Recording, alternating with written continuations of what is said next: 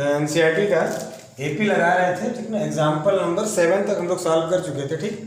इधर 4 दिन से करीब वीडियो हम नहीं डाल पाए, उसके लिए माफ़ी चाहूँगा, ठीक है। कुछ दिक्कत था, कुछ व्यक्तिगत कारण था, ठीक है। व्यक्तिगत कारण ये था कि एग्जाम था मेरा, ठीक है। चलिए एग्जाम्पल नंबर 7 के बाद एग्जाम्पल नंबर 8 सॉल्व करते हैं हम लोग, ठीक है। Find the 11th term, NCERT की बुक ले लीजिएगा आप। Find the 11th term from the last term towards the first term of the AP. पहले एपी देख लीजिए आप, है ना। आपका गिवन एपी है 2 7 4, ठीक है। 2 के बाद 7 फिर 4 फिर डैश डैश करके कहाँ तक गया है -62, राइट। ये रहा। तो इससे कह रहा कि फाइंड द 11th टर्म, इसका 11th टर्म निकालिए, मतलब लास्ट टर्म पता है आपको, ठीक है। 11 फर्स्ट सेकेंड थर्ड इधर कहीं 11th होगा। फ्रॉम द लास्ट टर्म, इस बार कहाँ से निकालना है आपको, इधर से 11th। समझिए बात को, इधर से 11th कुछ और होगा, इधर से 11th टर्म कुछ और होगा, बिल्कुल अंतर होगा, ठीक ना। यहाँ से पता नहीं कौन 11th मिलने वाला है और यहाँ से पता नहीं कौन 11th मिलने वाला है, ठीक ना। अलग वैल्यू होगा। तो फ्रॉम द लास्ट निकालना है आपसे, ठीक ना। तो इसको सॉल्व भी कर सकते हैं, ठीक ना। पहला मेथड तो आप ये देखिए, पहला मेथड क्या, पहले रूल देखिए आप, है ना। अगर कोई आपसे बोले nth टर्म, ठीक है, nth टर्म फ्रॉम लास्ट, ठीक है। अगर लास्ट से nth टर्म निकालना हो आपका, तो आप सोचिए, जब आप सीधे जा रहे थे ऐसे a फिर a + d फिर a + 2d, ऐसे निकालते हुए आप a + n-1 out of d तक जाते थे, ठीक है।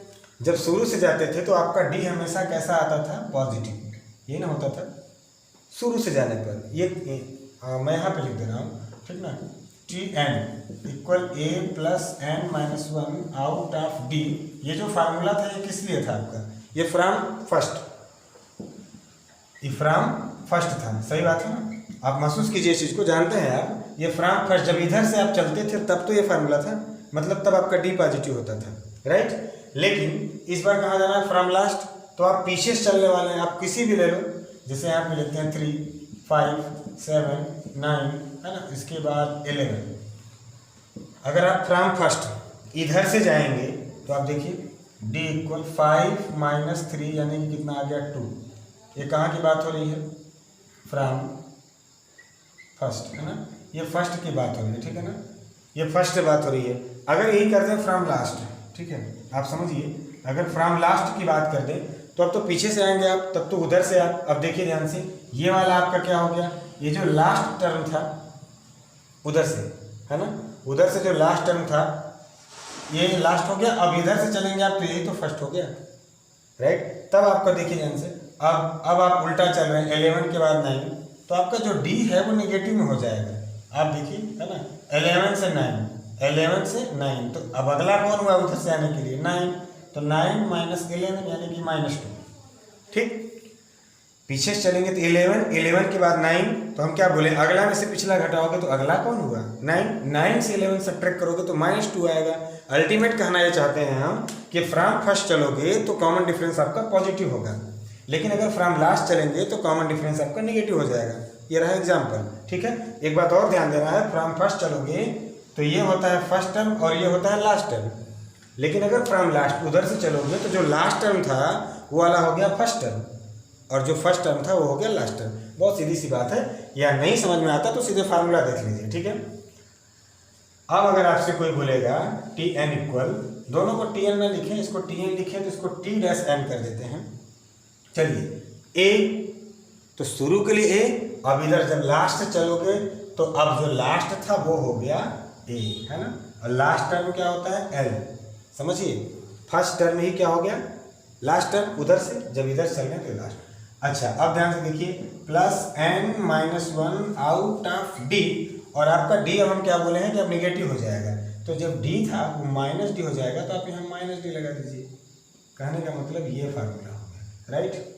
इस फार्मूले पर बिठाएंगे तो ये क्वेश्चन जल्दी लग जाएगा, ठीक। देखिए, चलिए लगाते हैं। क्या कहा, 11th टर्म बोला है आपसे, तो आप क्या कर लीजिए, T11 = L कितना है, -62 माइनस n मतलब 11 रखेंगे आप, तो 11 - 1, और d कितना है आपका, चलो d निकाल लो भाई, d निकाल लेंगे आप तो कितना आ जाएगा। अब आप देख लीजिए, 7 से 10 सब्ट्रैक्ट करने वाले हैं आप, 7 - 10 तो डी कितना आ गया -3। हम बोले थे आपसे कि डी निगेटिव होगा और डी देखिए निगेटिव हो गया, राइट। तो डी कितना रख लेंगे आप -3। T11 इक्वल -62 है ना, 11 से बन गया 10 और माइनस माइनस कितना हो गया प्लस 10 3 मल्टीप्लाई कर लो 30 हो गया। तो 11th टर्म आपका कितना हो गया -32। आपको अगर लंबा नंबर 8 हम लोग जो सॉल्व कर रहे थे, हमने कहा कि फर्स्ट मेथड, अगर फर्स्ट मेथड आपका थोड़ा सा एग्जांपल बड़ा हुआ होगा तो आप उसका फार्मूला देख लीजिए, उससे लगा लीजिए, ठीक है। फार्मूला क्या बताए थे कि nth टर्म Tn डैश कर लीजिए, ठीक है। ए क्या हो जाएगा लास्ट टर्म, और जब पीछे से चलेंगे आप तो लास्ट ही फर्स्ट हुआ -n -1 आउट ऑफ डी। आप समझ रहे हो माइनस क्यों हुआ, क्योंकि पीछे से अगर सामने से जाने पर डी पॉजिटिव हुआ तो पीछे से आने पर डी तो निगेटिव हो जाएगा, है ना। ये कब के लिए है, फ्रॉम लास्ट, है ना, फ्रॉम लास्ट। ये nth टर्म फ्रॉम फर्स्ट, ये nth टर्म फ्रॉम लास्ट, ठीक है।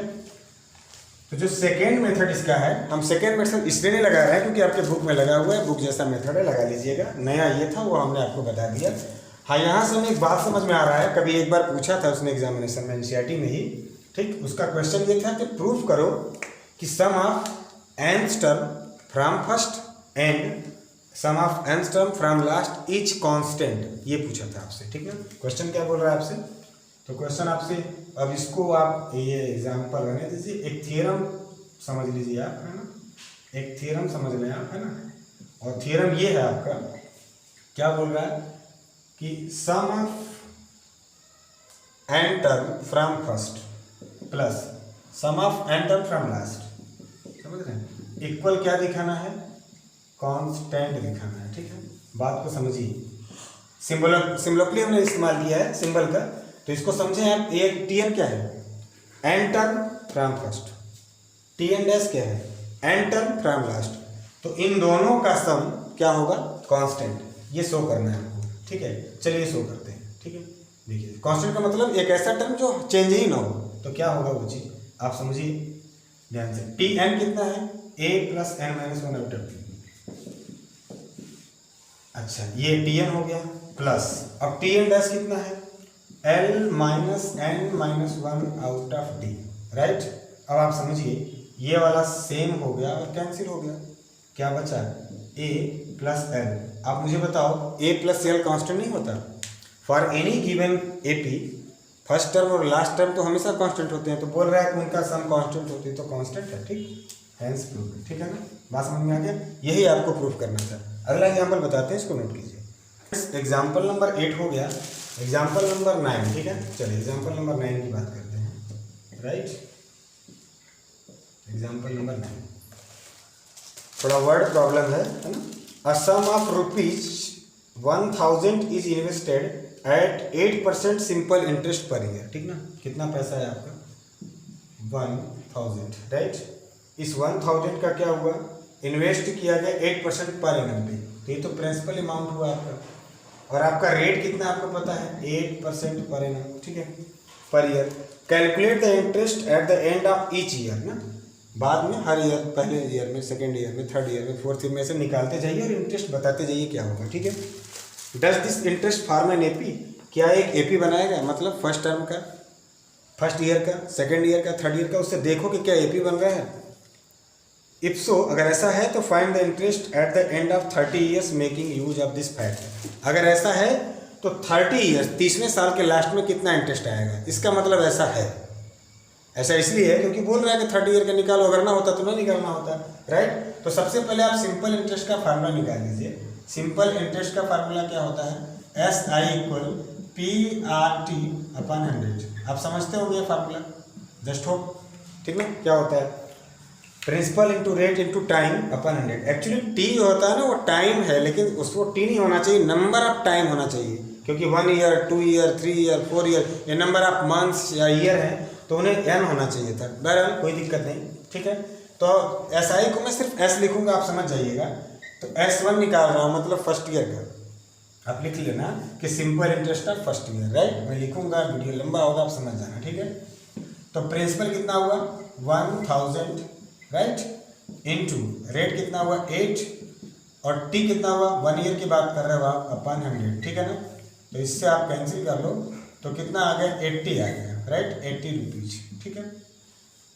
अब simple interest of second year, तो अब बात को समझिए, ऐसे ही होगा, सब कुछ इतना ही होगा, इंटू यहाँ क्या हो जाएगा 2, देख लीजिए 1000 इंटू 8, यहाँ पर 2/100, राइट।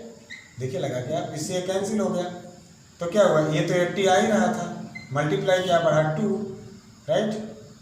अब रहने दो, मत करो, या तो चाहो आप तो 160 कर लो, है ना। चलो थर्ड ईयर का, आप थर्ड ईयर देखिए, तो ऐसे ही आप लगा के जाओगे तो क्या होगा, 80 × 3 कितना हो गया, 240, सही है।